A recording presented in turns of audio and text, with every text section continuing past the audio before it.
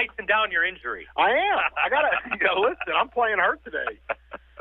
Men's health issue on Men's health. Yeah. Well, Men's health. Everybody will be there one day. We'll all be there. Even maybe eventually R.J. Young. R.J. will probably be not there a chance. Not a chance. After a couple of kids, he might be there one day. R.J., what's up, buddy? Hey, fellas. How you doing? Good stuff. Look, obviously the story, the topic of the day has been Jalen Hurts. We've been waiting for the official announcement. It happens. Okay.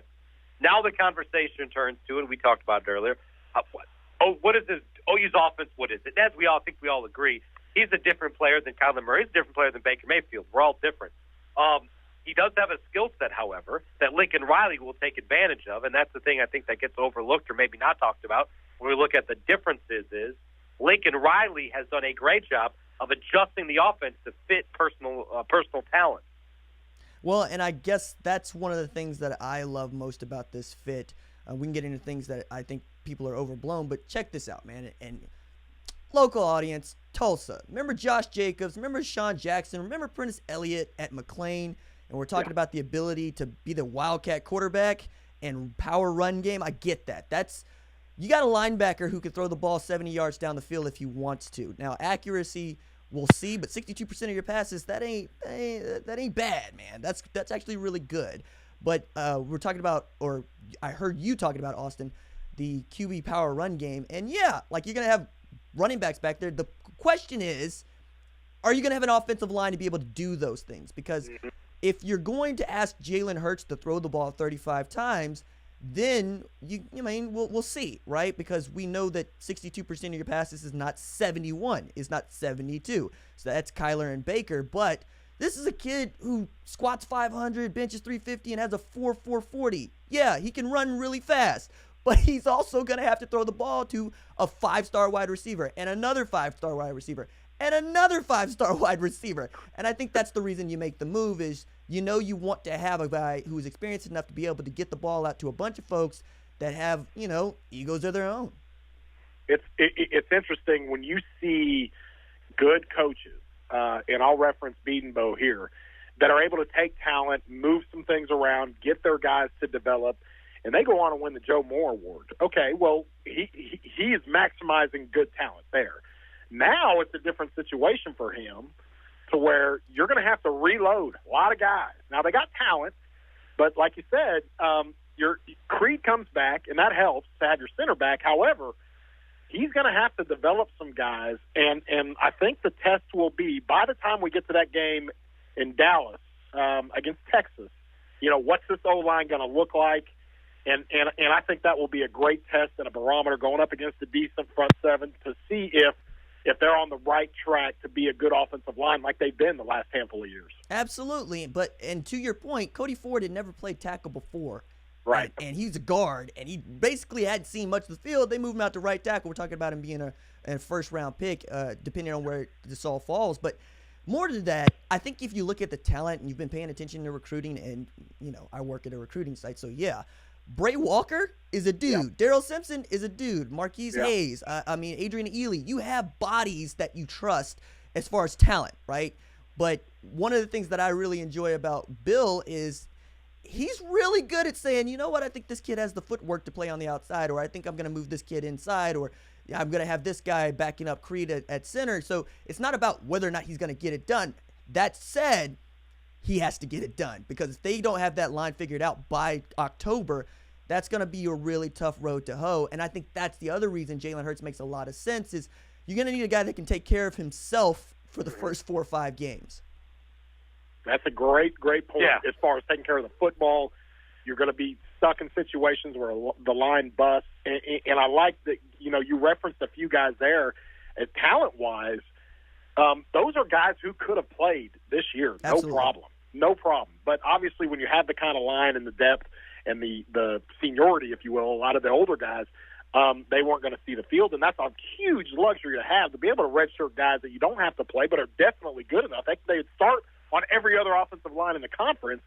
And so with that being said, I love the Jalen move. Now, your boy Brandon Drum was able to get a hold of Rattler yesterday, I believe, and there were some things that came out as far as what his response was and how Lincoln communicated to him, which I think is a pretty good move, because I think Lincoln said the best thing, we got to have an older guy in that room.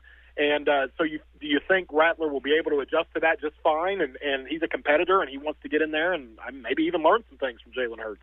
Look, I also wanted to point out that he done this at the All-American Bowl too, which is, hey, he said 2019 quarterbacks. He was talking about Justin Fields. He wasn't talking about Jalen Hurts. And the kid, I've always said that he's going to redshirt. I believe he's going to redshirt. I know he's going to get here and compete. And if he can beat out Jalen Hurts, more power to it. I don't want to see him take a redshirt if he's better than that guy.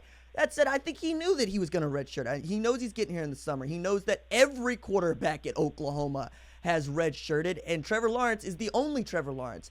That said, right, I think that there's a lot to be learned from what he's putting together around in between with Jalen Hurts and Spencer Rattler, Tanner Mordecai. That's the dude to watch, especially going into the season and coming out of the season, because there's a lot of folks that believe in his ability to make plays both with the in the pass and the run game. Because, I mean, I call him the Waco Kid, but this is a kid that had 1,100 yards rushing and 3,900 yards passing as a senior.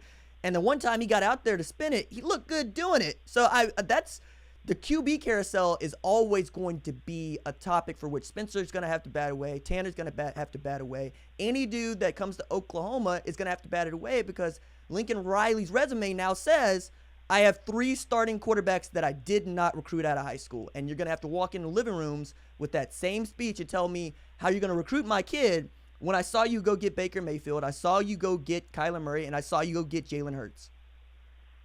Mm-hmm. No, it's interesting. I saw a tweet, and it said, who is the last recruited OU quarterback to win a game? To win a game or to start a game? To win a game. This might be a good one for RJ. If RJ gets this, I need to find that tweet again. He's next level type stuff. To win a game or to start a game? To win a game. To win a game. Can you remember? The last OU quarterback recruited to win a game at Oklahoma had to be Trevor. Had to be Trevor Knight. That's what I said. It was Cody Thomas. Thomas. Wow, that's right. That's right. Because man, I remember when they figured out they couldn't have Cody Thomas throwing passes anymore because it was Samaje and Joe. That's right. Because like we can't have this kid throwing passes anymore. Absolutely. The last non-transfer QB for OU to win a game was baseball sensation Cody Thomas, KU, 2014. Now he's still playing pro baseball, right? Right. Yeah. And I want to put an asterisk by this because Austin Kendall got that start against Baylor, but Ooh, there you go. That's where I was going with it. That's where I was going with it. That's why I said start a game and win a game, because that's technically true, right? He started the game, he got pulled after a couple series. Oh man, that dude, I feel so bad for him. I really do. Yeah. I thought he was going to be the guy in 2019, especially after what Lincoln had said following the Orange Bowl, but also at the same Orange Bowl was recruiting Jalen Hurts. I just I hate it for him. Yeah. By the way, playing for the Rancho Cucamonga Quakes. I was wondering if he'll get to maybe Tulsa this year. There you go. He's in the Dodger organization. He's in the Dodgers organization. Nice. Does he get to Tulsa this year? That would be cool. Interesting. Lots of other things to talk about, but we have an announcement to make. Yeah. I just saw it tweeted. Let's go. We tweeted it. Here, I'll let you announce it, RJ. Fight Me with RJ Young. Sundays, 10 a.m. to 11 a.m., starting on Super Bowl Sunday, February 3rd on The Animal. I'm so excited about this, man. I'm going to have folks telling, hey, sneak your headphones into church. It's okay, I promise. What are you doing? I'm listening to RJ's show. It'll debut on as you said, Super Bowl Sunday, 10 o'clock, and it's gonna be a lot of fun. Yes. Obviously, it'll be a lot like the podcast. No doubt. Different. Right. No doubt. You can cuss on your podcast. You cannot cuss on the radio. I do not cuss on the podcast, though. I said you can. I said you can. Okay. All right. I can just picture someone like me with the earbuds in at church and the offering plate goes by and I throw like a rapper and a donate. I thought it was trash. I mean, yeah. Like, no, honey, I got to listen to RJ. I'm sorry. Wait, what did you say? What did you say? What scripture was that? Anyway, no, it'll be good. We're excited. That's fun stuff. And so you'll also be able to take the broadcast.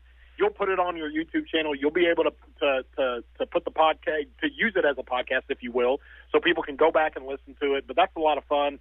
And the title of the show is probably gets an Emmy just for the the title. That is you, bro. That is all you. I got to take that credit from you. I think I've tweeted out before that I'd make a statement and say, #fight me. Like, where did I get that from? And there you are. Yeah. So, good stuff. That will debut, a couple weeks from Sunday, Super Bowl Sunday. So, again, it'll be a lot like it. Just kind of your take on how the show's going to be. Right. So, we're going to come out with the biggest story going into the weekend, coming out of the weekend. So, if it was a Thunder game, we'll go there. If it's Kyle Crutchmer having a UFC fight, we'll go there. Everybody knows that I'm here to talk about Oklahoma, but I tell you, if Mike Gundy does something, we'll talk about it. I promise. But we're gonna have a lot of fun, and folks are gonna call in the show. Got some guests lined up. Got some really cool segment ideas that I'm so terribly excited about being able to debut on the show. Excellent, and again, that'll be in a couple weeks. RJ, have an awesome weekend. We'll chat next week. All right, thanks, fellas. All right, buddy. Excellent, as always. RJ Young, OUinsider.com. That'll be fun. Find his YouTube page also.